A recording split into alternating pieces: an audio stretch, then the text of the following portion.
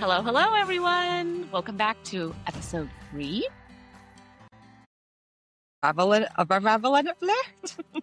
We're here again. Yes, today we are going to talk about spring cleaning. And, 'tis the season. We're not going to really talk about maybe cleaning per se, but every aspect of cleaning, right? So we're talking about 365 clean. A bit of a deep dive. I think about those baseboards. I call them skirting boards because that's what they're called in England. But those baseboards. Wait, what are they called? Skirting boards. Skirting boards. Yeah. Okay. But there you go, guys. Skirting boards. Learned something new today. But how we kind of get on our knees and scrub those baseboards. We get, the devices, I don't even know what they're called right now. Those long kind of dusty devices, and we get in the corners and get those cobwebs. Yes. I think, yes, that is one form of spring cleaning and it's so therapeutic, but we want to bring that concept and bring it to our everyday life. We're going to totally unravel that today. Mm-hmm. What does spring cleaning mean to you? What's it mean to us? And how do we get through that together? Because it is a metamorphosis. I don't know about you, but I appreciate a good purge. Yeah. I mean, whether it's physically, whether it's cleaning my closet, whether it's, organizing my life, it just feels good to take out the clutter. So we're going to break that down today. I also think that we have to be in the right mindset, right? I know that if I start to think about spring cleaning my house, I can feel quite overwhelmed, and I have to be in the mood to just commit to doing it. Yeah. So I think that's a huge part of this as well. Yeah. And I think if you tuned in the last couple episodes, we talked about your infamous word. We'll probably turn that into a drinking game at some point, microdosing, right? And then when we talked about goal setting, about not eating the whole elephant. And I remember when I was little, my room would be a disaster. And my mom would tell me, just start in the corner, walk in the door, and you turn the corner of your doorway and you start there and you work your way around the room. And I still use that today when we talk about not eating the whole elephant. Okay, where can I start to feel like I've made progress? So I think today we're unraveling what spring cleaning really means. We're going beyond emptying those junk drawers and those closets and kind of, do I still wear this? What should I do with this? And we're actually looking at relationships. We're looking at our routines. We're looking at all of those different components of our lives that we just do every day, that maybe we need to think, should we still do this? Do we still do this? That still fit in my life, fit in my life, all those clothes in our closet. We'll say, I'm going to wear those again. I'm going to lose a couple pounds and that's going to fit again. Yeah. Well, let's break that down and see if that can happen. Yeah. Okay. And before we're done, what we're going to do is leave you with one clear step to clear space and step into a lighter version of you. Okay. Spring is the perfect time to do this. It's almost spring yourself into action. We're going to have that daylight savings happening. You are probably going to start spring cleaning your house and opening the windows and letting that light back in after that dark winter, especially here in Chicago, because it really is dark winter. Yeah. And we're going to really help you propel forward. Yeah. Think about what's taking up space in your life. Is it, again, those messy junk drawers? Is it friendships, which can be delicate? Is it, even if you think about the overwhelmingness on everything that we touch on your phone, you have 1,000 apps, you have, it's just constant things that just pile up, as you add things and, hey, this is going to be good for my life. I'm going to do this. And then you don't really use it. How do we get back to simplification that and really focusing on the things that really make a difference? They talk about capsule wardrobing when you clean your closet, to find certain things that work together. So you don't walk into your closet and say, I have nothing to wear. You can really capsule wardrobe so many other aspects of your life outside of your closet. So we'll talk about that a little bit more. I think calendars are a big one. I feel like I look at my calendar and every Sunday I do this whole Sunday routine where I look at my calendar and think about what the week looks like ahead. And I think that my blood pressure probably goes up at that moment because it's oh, how do you fit it all in? Yeah. How's this all going to happen? How are you going to tag team with, your significant other or, other people in your life that run the carpools or getting dinner on the table? It's a lot. It's a lot. And then I think there's expectations. I think especially when we think around friendships, it's sometimes hard to think about, am I expecting too much? I recently read a book around almost, it was leadership and our own kind of self-deception and self-beliefs, and how we are not always true to ourselves. Mm-hmm. And then it can almost make the relationship with someone, whether that's in a working environment or in a friendship sense, work against us. Yeah. Because we're no longer, we're working to our own expectations, not a shared expectations. Mm-hmm. So I think that's another really interesting one. Through that process of the declutter, it's, Marie Kondo, she had a strong moment, 3-4 years ago. Mm-hmm. And her whole premise was, does it bring you joy? And I use that a lot when I'm in my closet and I'm like, do I really like this? Do I like the way this fits on me? Is it presenting myself in the way that I want to present myself? So whether it's a piece of apparel or an aspect of your life, just say, do I really even enjoy doing this? And there's so much shit that we sign up for that, you could be going to this wretched fitness class and be like, I hate this class. Yeah. So find something else. Find another thing that fills that void that does bring you joy. Flip the script on that. And you don't have to, this is the time to change course. Going back to Marie Kondo. So someone I work with, they suggested in their closet, they turn their hanger around. Yes. So you can kind of really get an idea of what am I wearing? Yes. What am I not? And I've been doing that. Yeah. It's incredible. I'm really, really becoming aware and noticing what I wear frequently and what is sitting there untouched. Right. And then those things that are untouched, I'm actually going to try them on. Yeah. At some point. I don't know when yet, but I will try them on. That's another episode. Right. We'll talk about when I try them all on. Yes. But it's interesting because it's not just, do they still fit me? It's, do I still like how I look in this? Right. Is this still me? Yeah. And I think as we go through midlife as well, I've always been a skinny jeans person, always.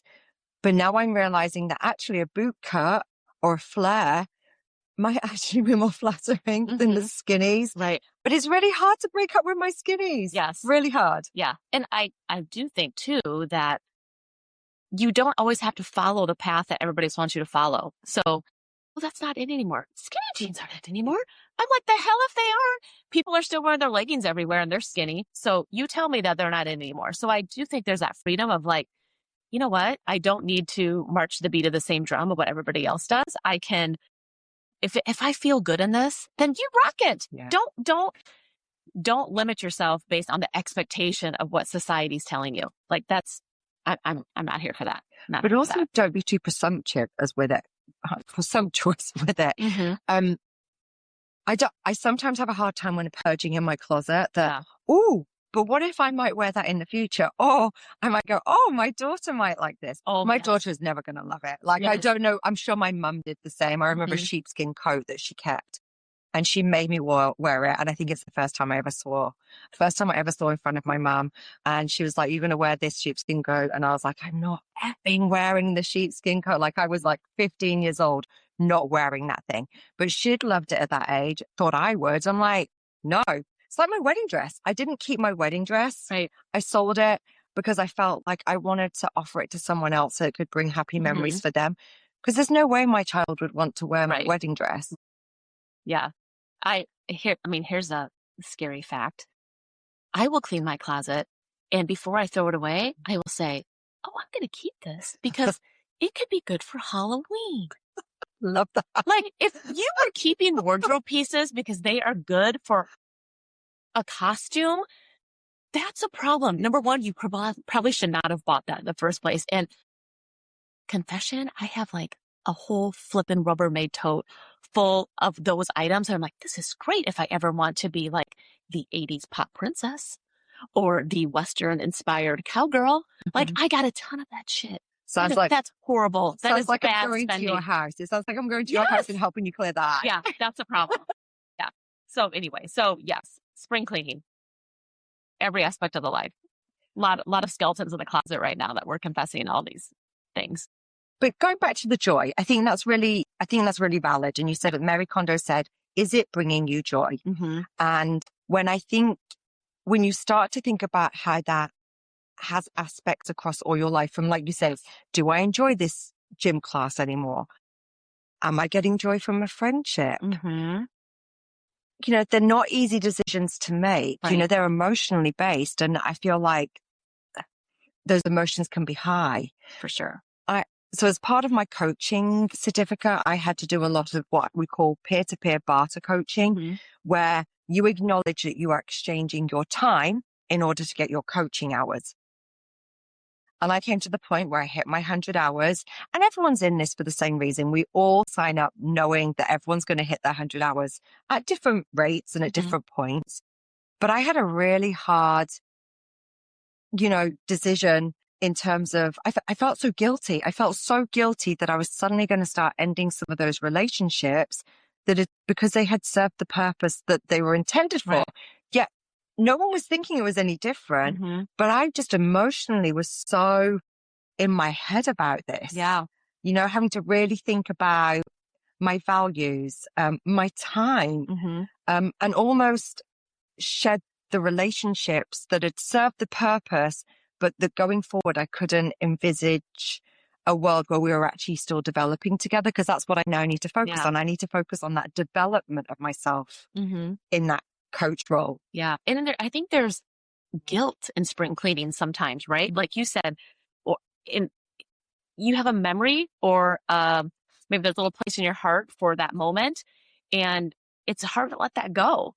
So whether it's a friendship or a piece of clothing, thinking about when I had to pack away or give away all of my maternity clothes, like to say, well, this is a chapter of my life that's over. And then you pick up that garment. You're like, oh, I remember when I wore this to my shower. And it's hard to let stuff go, whether it's physical or it's emotional. So I think that's part of what you have to keep realigning yourself with is it bringing you joy? And why is it difficult to let this go?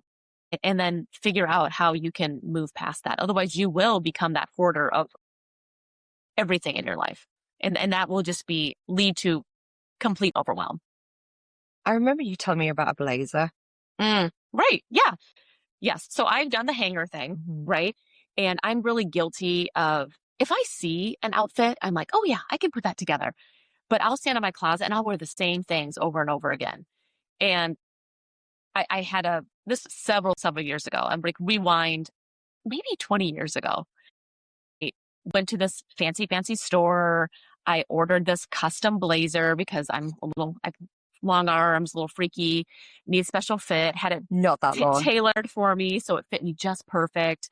And I spent a fortune on it, like more than I should have, to the point where I'm like, when they charged it to the credit card, I'm like, oh shit. I'm like, yep, I just did that. And when I put it on, like when I first had it, it made me feel like really powerful and like I'm the person who has this fancy blazer. It sounds really silly reflecting on it now, but in the moment this was it. It was like truly my power suit. I was putting this thing on. I was getting the shit done. Right. And now we're post-COVID. We're in a casual world, right? Nobody's wearing that blazer. And I look at it and I was like, I felt so bad throwing it away because honestly, I probably only wore it like maybe 10 times after I spent a fortune for it. And I would get it out, put it on my bed for like the maybe throwaway pile. And then I would be like, oh, I just can't throw it away. Because number one, the guilt of the money that I spent on it. And then two, I was really, I was like, who was that person I was trying to be back then? Like that really wasn't me. And I sort of felt like embarrassed by that buy because I spent the money on something that I thought it would make me the person that I wanted to be. And that clothing did not bring me that at all.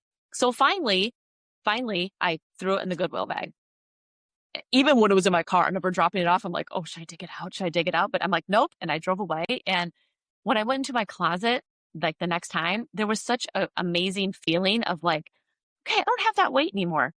Like I can focus more in this space. And I know that was just one item. I might throw away multiple that day, but it was just that one item. But the weight of that item, like mentally, was so freeing to get rid of it. So that's one example of a piece of clothing in my closet. But I know all of you out there have that one thing in your life that it carries a lot of weight to it.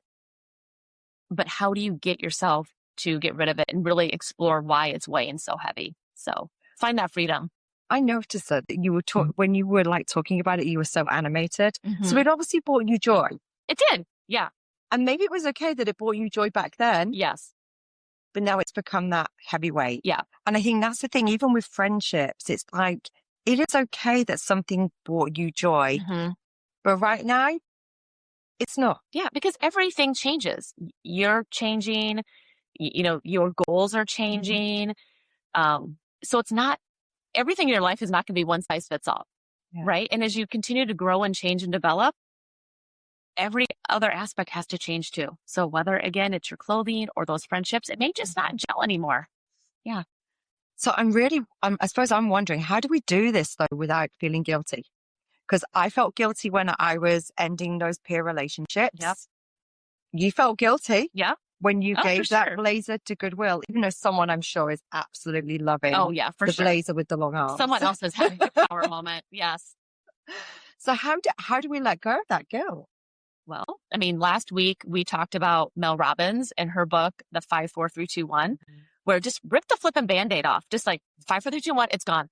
And then you do not look back. You've made the decision. You feel comfortable with it. And now you're going to sit in it. It's done.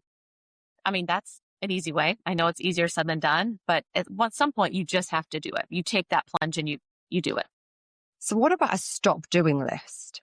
Like almost flipping it. I know we talked about goals before. Yes. So like, obviously, we don't want you to stop your goals. We want you to still work on those goals. But in that same breath, maybe it's worth us writing down what we're going to stop doing. Yeah. And that's probably hard to do, right? Because we pile on more things on our list every day, right?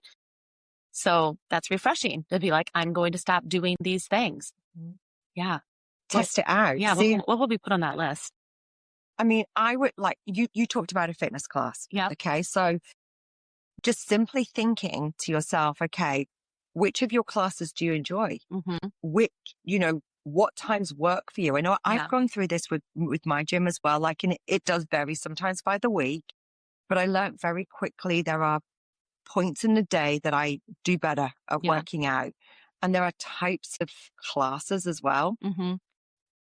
And some of those classes I was just, and instructors, and people. Right. Yeah. There's sometimes those regulars that are turning up that just might not be a fit for you. And I think it's being honest with yourself, and that's a really simple analogy with the fitness classes. But things like food. Yeah. Yeah. Or even like thinking, going back, does it bring you joy? I think as women too, we say yes to so many things. Like, hey, can you be here on Wednesday? Yes. Hey, can you sit in on this meeting? Yes. Hey, can you walk my dog on Wednesday? Yes. At some point, it's okay to say no as well, because if all those you are going to burn yourself out to the point where you say yes, yes, yes to all these other things, but are all of those yeses coming back to you as a place of joy? And it's not. I don't want to get this confused with being selfish, but if you don't set those boundaries and say yes to the things that declutter your life, because you can fill up your day really quick with all the things that you believe that you need to do. But if they're not going to fit within that spring cleaning mindset to say, is this really necessary? I think that's something that we need to think about. Everybody needs to think about when they sign up for all these things. Overcommitment is real deal. Yeah. And I mean, it affects your sleep. Yeah. Cortisol. Yep. Anxiety. All of it. I mean, even today. So, I'll use an example of my daughter. She recently has done club basketball, club volleyball, junior high basketball. She was overcommitted. And we've almost had to give her permission at points to take a wellness, mental health break. And we've had to say no to things. This weekend was a tough one. She had a volleyball tournament that's really important. And at the same time, it was the last tournament of her club basketball. We had to prioritize. We had to say, okay, what brings you most joy? She loves both sports, but volleyball ultimately brings her more joy. So that's where we went. Yeah. And okay, I felt so guilty saying to that coach, she's not going to be there. Yeah. But it's almost impossible to be able to commit to everything and do it well and feel okay in yourself. Yes. We've got to think about our wellness here as well. And what examples are we setting for our kiddos too, right? Like at some point we have to be the voice of reason for ourselves, which is hard to do because we'll continue to pile it on and try to limit the burdens from other people, but also for our kids. I mean, if they see us running around like a crazy person, burning the candle at both ends, not making time for ourselves, I mean, that is always, my kids are always my moral compass to be like, they're always watching. How can I set an example of finding that balance and showing them the way? So I can understand why that was a hard thing to do, you know? I feel like it's interesting though, because before COVID and even now again, I see busyness as a badge of honor. I feel like society is like, I'm so busy. Yeah. I hear so many times, I can't get there yet, or I'm not there yet.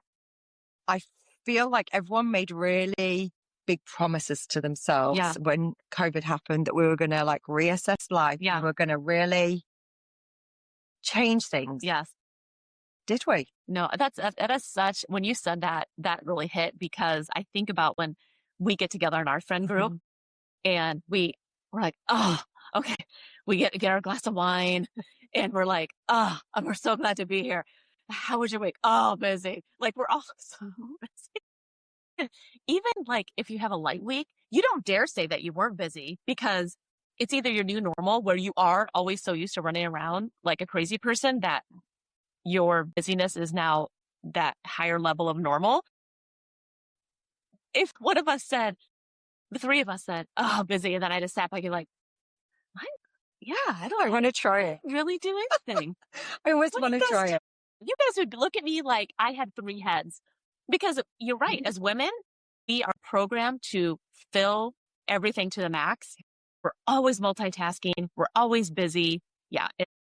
That badge of honor. Yeah. It's a badge of honor. Yeah. It's a societal thing. It's Yeah. a societal thing. There's nothing actually written anywhere that says that we have to be busy and overcommit ourselves. Yeah. Why do we do this to ourselves? Don't. Let's start a revolution. Let's actually champion the getting together and being like, I was so lazy this week. Yeah. That's a great transition, right? Because what it's going to take is that willpower, you know, so that strength to put your foot down, to say no, or even come to the realization of, what are we doing? What am I doing right now? Like, you need to put this on pause and figure out what path you're going down, because it can just lead to a short circuit. I mean, how good does it feel when you give yourself permission to have a binge TV weekend? Okay. I do it rarely. Yeah. But when I do, it feels so good to sit there with a glass of wine and watch a real crappy show. I mean, just do nothing. But you can feel it pulling you back. Like, you can be there watching that show, and like, my husband will say, should we watch one more? And I'm like, like, I want to say yes. And then sometimes I do say yes. And then we're like, the new series or the new episode starts, and I'm like, God, I feel guilty. Like, shit, I should be doing the laundry, or God, I should be doing something more productive. And it's like that guilty pleasure, right? And it's really hard to find that balance of like, is it okay that I just do this for a second? You know, because then you know that it could potentially snowball on you, that because I sat here for 2 hours and watched a show versus, you know, the 30 minutes, now I have to hit the ground even harder to make up for the time that I lost by enjoying myself and chilling for a second. So you can't have both. That's why the spring cleaning is so critical, that you have to, if you're going to decide that you want to have this chill time, which is so important, then figure out how you make that work. Figure out how to declutter. Figure out how to get those other things in your life that take up the space out. Like, is everyone really that important? And again, are they bringing you joy? So as I heard you talking about how you're sat there watching that next show, it's almost like as well, when we declutter something, we then bring something else in.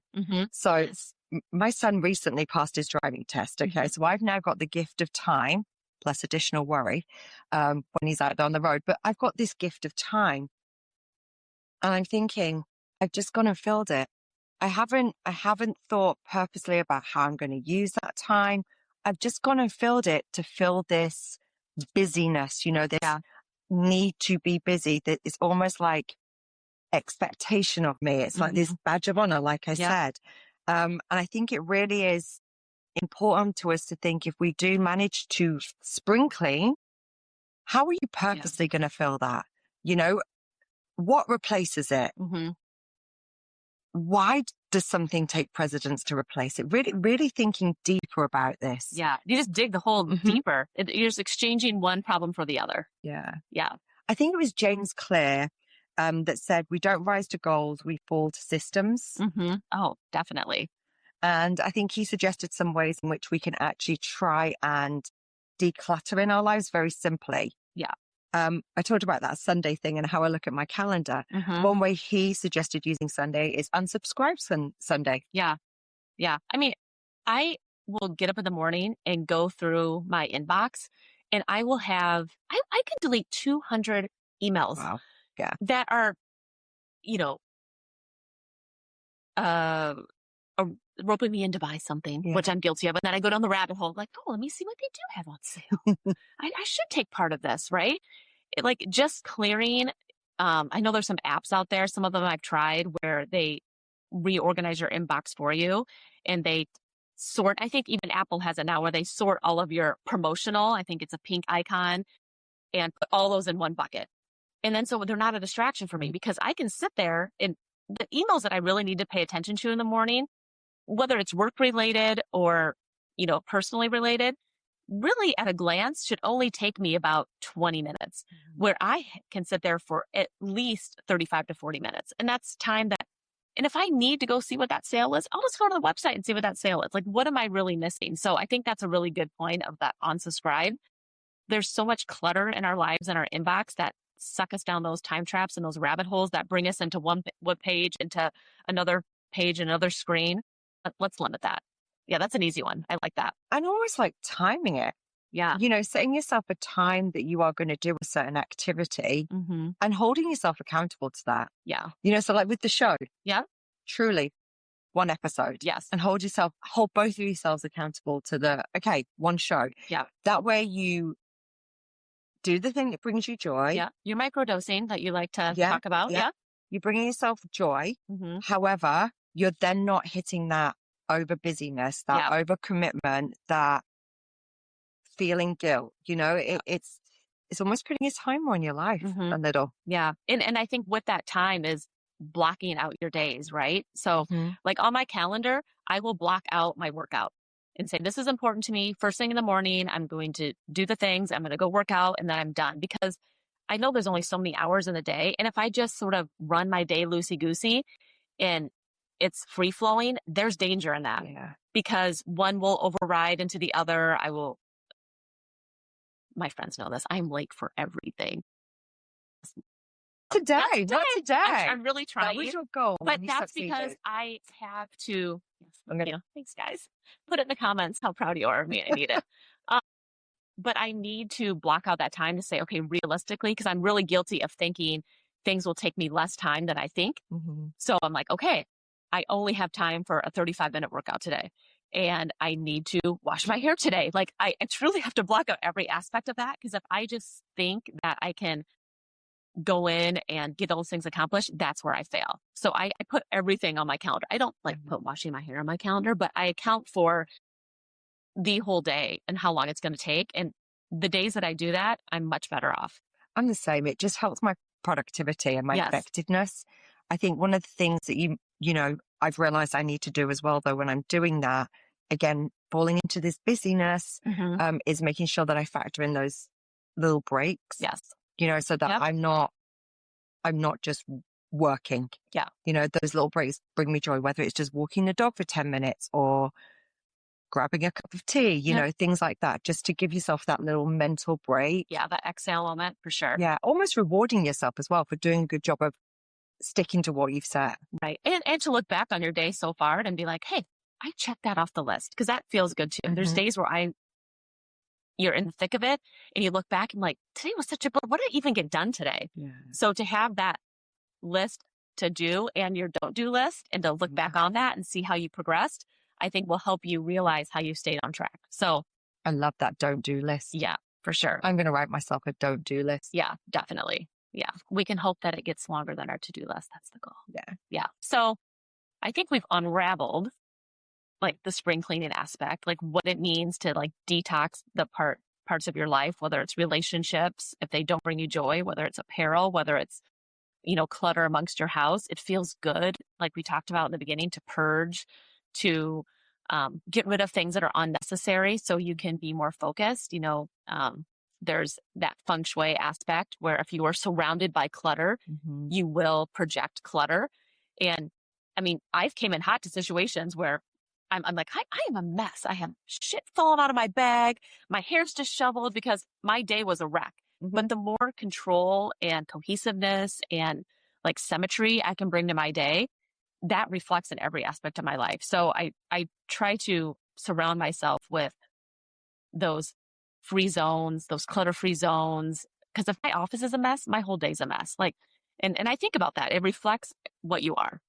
And I think you brought awareness to me today of something that I hadn't really thought about in that digital space. Like we are in a world of AI and, digitally native beings now. Like I think about my kids and they grew up being digitally native. That's something, still not always familiar to me, but it takes up so much of my time, so much of my space. And actually it's one thing that I could really spring clean quite easily. Right.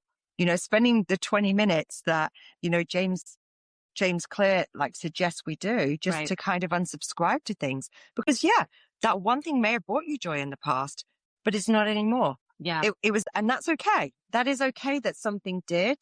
And now you've moved on from there. But taking that time to really declutter there, I think something I'm going to try. Yeah. And to think about just where you spend your time. I mean, like we talk about that decluttering of your digital aspect. I mean, it's addictive for a reason. We've seen the data. We know the studies of the addiction to the scroll. And just, I've got on certain aspects, like, okay, I'm just going to go like 5 more reels and then I'm going to get off. And then 5 turns into 10. And then I'm like, where did my day go? Well, if I really looked, and you can do this on your phone too, you can see where you've spent your time. I'm like, well, shit. Look what happened on Instagram today. I didn't even know I spent that much time there. So there are those timers too that you can set and block certain apps, or, if that's a problem for you, or you can limit time on those apps or just detox them for a little bit. Like, do we really need to wish everybody happy birthday every day on Facebook? Do we really need to know what's going on in your neighborhood every day? That, yes, we know there's a dog is lost or loose, or there's a coyote in your backyard. Yeah, someone lost my package on the Ring doorbell. Like, that's the kind of stuff that sinks you in. Yeah, it's wild. I was working with a peer client recently, and they were trying to improve their sleep hygiene. And interestingly, came to the session thinking that they wanted to stop that scroll, or actually no, limit the scroll before bed. Okay, so they felt that they were spending more time and then what they were scrolling on was actually making them feel negative before bed. As that coaching session transpired, it actually wasn't what that person wanted to do. They actually wanted to add meditation in instead of that scroll. But they didn't want to lose the scroll. So they looked at how they could actually bring the scroll in to a point in their life in the daytime where they could better digest it, feel more okay about what was going on in the world, hit that fix that we have, tick that box, but then use that pre-bed for meditation, because that was actually so much more beneficial for them. I'm using that as an example here because that's someone that actually acknowledged something wasn't working for them in their life. They spring cleaned that factor and they added in the thing. So they added something to their don't-do list, and then just changed the way it worked. So they actually had the joy that they needed and required that was best for them. Yeah, no, that's good. That's a very good call out. Just to readjust things. Doesn't mean they have to actually change, but you just readjust it to a way that it works for you in those moments. Yeah. So we've done our don't do list anymore. We've kind of done a deep dive, obviously, on what we're keeping, what we're not, where we want things to shift. So who am I now? That's a good question. I mean, it's ever changing, right? It's always ever changing. And I think that's something that you need to ask yourself, like, who am I now? Who do I want to be? Who am I doing this for? I think is a huge one. Because I think there's hidden agendas in life and there's obligations that we set ourselves up for. And you just keep those in check. It's uncomfortable. Yeah, for sure. And like we said, there's guilt. It takes a lot of courage, a lot of willpower. And I'm a big believer that it's good to get uncomfortable. Yeah. But I also understand and recognize that uncomfortability for a lot of people really is uncomfortable. Yeah. And it's like, then how do you stop that? Or how do you be aware of that so it doesn't knock you off track? Mm-hmm. Yeah. And I think for me, that's where in my early days of coaching with you, like you sort of think you haven't figured out, but then when you say it out loud and you're like, gosh, this is really the driver of what's bothering me with this. Just to say it out loud and walk through the conversation. Because sometimes you think you have it figured out in your head, but voicing that situation to someone really makes it become more clear. And then you can develop those actions to figure out how you approach that declutter or that noise that you have going on. I think with uncomfortability, when you take yourself out of that comfort zone, growth happens though. Yeah. And I know that Robin Sharma says that growth requires discomfort. And I think Tony Robbins also reminds us that life changes when we make a new decision. Mm-hmm. So I suppose it's now I suppose, have a lens on the last, I don't know, you can microdose this. We can go to the last 5 years, the last year, the last month of your life and start thinking about whether you would be proud or disappointed of you in that discomfort and that growth. Mm-hmm. Like, have you really changed or are you Mm-hmm. still the same? For me, that's a big one, right? If I actually sat back and asked myself that question, because I mean, from our coaching, that's one of my points where like, some people say if you're not growing, you're dying. I'm always challenging myself to do something more. Like, was that enough? And if I look back, I'm like, God, was that enough? Like every birthday, I'm like, what did I really do this year? Was that enough? And I put a lot of pressure on myself, but that pressure, it keeps me young. It keeps me relevant. Like I don't want to get stale. I mean, that's a large reason why we're here doing this podcast, is to keep evolving and getting out with the old and with the new, as they say. Yeah. Mm-hmm. Yeah. It really is a journey. It really is. For sure. And lots of growth opportunity. Yeah. So, I mean, we talked about a lot today. Done a lot of unraveling. Yeah, for sure. Yeah. So Jen, what's our uplift? I guess our uplift is to really think about what's decluttering your life and your space. We talked about it could be career related, it could be personal related, it could be physically related, meaning those junk drawers, it could be your closet, and figure out how to find freedom in that. And, I think we gave you guys some tips. There's a lot of other amazing podcasts and other books and resources out there, those life hacks that can help you simplify your life. But it just encourage you to take the step on the one that's draining you the most. So we're going to challenge you to choose one. Mm-hmm. It can be health, home, career, relationships, mindset, a mixture of any. Yeah. And let's commit to 30 days of intentionality. That do not do list and that total cleansing. Yeah. And see if that works for you. I think Oprah, she said that you need to create the highest vision for your life, but you need to start small. So when you think about that, have that vision about where you want to grow, what life looks like for you in the future, but start small. It might be as simple as like the coaching session that I had where it was that small reality that they didn't want to stop the scrolling, but they wanted to change where they put it in a day. Right. They wanted to just shift something around, make that change. It could be as simple as thinking about writing down that stop list. Yeah. What are you going to stop? Try it for a day. Right.